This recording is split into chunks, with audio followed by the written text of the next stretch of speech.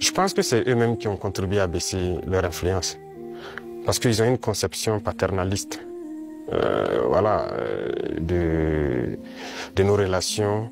Et vous voyez, quand vous prenez tout de suite tout ce qu'on fait, tout ce qu'on prend comme initiative, eh bien, c'est la Russie. Et quelqu'un parle, ils sont influencés par la Russie.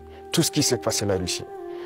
Pourquoi ils ont les yeux fermés comme ça? Donc l'Africain n'est pas capable de développer quelque chose. L'Africain n'est pas capable d'inventer, d'innover, de prendre des initiatives. C'est ça que nous combattons. Et tant qu'ils vont continuer de voir l'Africain comme ça, comme un sous-homme qui n'est pas capable de réfléchir, qui n'est pas capable d'innover, capable d'inventer, on ne pourra jamais être amis. Les époques ont changé. Donc c'est la vision même qu'ils ont du noir. Il faut qu'ils arrêtent ça. Parce qu'en nous traitant comme ça, c'est comme s'ils voient le noir comme un sous-homme. Et là, c'est dangereux. Il faut qu'ils changent de langage. Mais en quoi ça se voit, cette attitude? Et regardez dans leurs discours. Regardez dans leurs discours. Même le président français, toujours dans ses discours, les jeunes Africains sont influencés par la Russie. Il le dit, les médias occidentaux, vous les écoutez souvent, ils ne passent leur temps qu'à mentir. Et regardez aujourd'hui l'AES qui est un modèle qui est en train de se dessiner. Ils ne peuvent pas se lever du matin au soir sans parler du Burkina ou parler de l'AES. C'est impossible pour eux. Et chaque fois, ils cherchent à envoyer des informations pour diviser, pour manipuler la jeunesse. Mais ça ne passe plus. Je pense que les gens sont assez conscients, les gens ont l'œil ouvert. Et vous tous, vous êtes victimes de ces gens-là, la communication. Ce qu'ils font, ce qu'ils disent sur la Russie et tout, on le sait. Jusqu'à aujourd'hui, il y a des jeunes Africains qui ont les yeux toujours fermés, qui croient à leurs mensonges. Le récit de la Seconde Guerre mondiale. J'écoutais la dernière fois, quelqu'un disait que à la fin de la guerre, dans les 10 années qui ont suivi, si on demandait en Europe qui a gagné la guerre, les gens disaient c'est la Russie. Mais aujourd'hui, si vous demandez en Europe qui a gagné la guerre, ils vont dire que ce sont les Occidentaux. Par la communication, ils ont réussi à renverser l'histoire. Et l'histoire africaine aussi, ils ont tout manigancé pour faire passer les mensonges. Et ça fait que les jeunes Africains, certains ne connaissent même pas l'histoire de l'Afrique. Qu'est-ce que l'Afrique a fait? Certains ne savent même pas que nos grands-parents ont combattu, ont été mis à l'avant comme chair à canon. Et au retour, ils les ont tués comme des animaux. Est-ce que les gens savent que quand la France expérimentait sa première bombe atomique, ce sont des soldats noirs qu'ils ont mis à côté dans le rayon létal pour voir l'effet que ça fait? Sortons les archives. Tout ce qu'ils ont utilisé contre l'Afrique, c'est terrible. Donc il y a tout ça qu'il faut communiquer pour que les jeunes Africains comprennent, parce qu'il y a beaucoup encore endormis qui continuent de communiquer pour les impérialistes. Ce qu'ils les disent de dire, ils le font. Peut-être parce que, voilà, ils les donnent quelque chose, je ne sais pas. Mais l'Africain doit comprendre son histoire, se réveiller. Et donc c'est notre combat aussi comme ça. Quel est le rôle des médias dans ce combat, selon vous? Médias indépendants? De chez nous, vous voulez dire? Les médias devraient beaucoup participer à nous aider. Mais vous voyez que nos médias, même, il y a certains médias qui sont des médias impérialistes. Ils ne sont assis que lorsque les médias européens, lorsqu'ils disent quelque chose, et ils reprennent. Et ils accentuent. Il y a plein de médias dans nos pays qui combattent même les régimes comme notre régime. Et ils passent leur temps aussi à raconter les mêmes balivernes que les médias occidentaux racontent. Mais c'est honteux. Si des Africains se comportent comme ça, c'est très honteux. J'imagine qu'il doit avoir honte de se regarder à la glace le soir. Si tu es payé pour raconter des mensonges sur le noir, c'est très grave.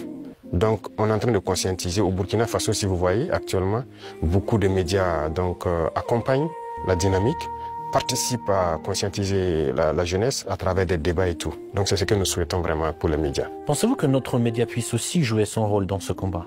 Bien sûr, beaucoup. Il faut jouer un rôle très important parce que, vous savez, je l'ai dit en 2023 à Saint-Pétersbourg, et je le répète encore aujourd'hui, la Russie a contribué à sauver le monde. L'Afrique a contribué à sauver le monde. Il faut le dire. Il faut que les jeunes le comprennent. Que tout ce qui se raconte dans les films Hollywood, c'est faux. Ce n'est que du mensonge. C'est la même chose. La guerre du Vietnam. Aujourd'hui, on voit, l'histoire est tronquée. Mais il faut communiquer. Vous voyez, moi, ils n'aiment pas que je parle. On trouve que je parle trop et tout. Pour que je me taise, pour qu'eux, ils parlent et que leur version passe. Non. Moi, mon plus grand regret, c'est d'avoir passé une bonne partie de ma jeunesse à écouter des radios comme RFI, France 24. J'ai été dans des pays où ces radios étaient fermées. Mais on prenait des applications, on enregistre leur journal pour écouter. Mais à partir d'un moment, il y a un déclic. Et je commence à comprendre qu'ils conditionnent nos cerveaux pour accepter ce qu'eux ils veulent. C'est leur narratif qu'ils veulent qu'on apprenne. Et depuis ce temps, moi je commence à faire la part des choses et j'ai compris que c'est très dangereux ce qu'ils font. Et aujourd'hui, plus que jamais, je me rends compte qu'ils ont conditionné l'esprit, surtout des Africains. Donc vous pouvez participer beaucoup à éveiller les consciences de la jeunesse pour que les gens comprennent comment fonctionne le monde et ne pas se laisser embarquer par ces gens-là. Ma toute dernière question, juste pour conclure sur une note positive, quelles sont les perspectives des relations entre la Russie et le Burkina Faso selon vous? Beaucoup de perspectives à venir. Et comme je l'ai dit, avec la parade que j'ai vue, je pense qu'il y a une très bonne coopération. Parce que c'est bien, actuellement nous payons du matériel, mais il faut qu'on développe l'industrie militaire par exemple. Et la Russie peut contribuer beaucoup. Et vous savez que la Russie, il y a beaucoup de scientifiques, de savants qui sont russes. La preuve, on vient de quitter dans l'université de Mendeleev. Ils peuvent nous accompagner beaucoup dans la formation pour aussi prévaloir, parce que chez nous, nous avons des jeunes talents, des génies qui arrivent à créer des choses, mais il leur manque l'apport mathématique, la science pour pouvoir améliorer ce qu'ils font. Et donc la Russie peut nous aider beaucoup dans ce domaine. Ça va nous aider sur le volet militaire, sur le volet industriel, parce que ce sont les machines qui font marcher le monde.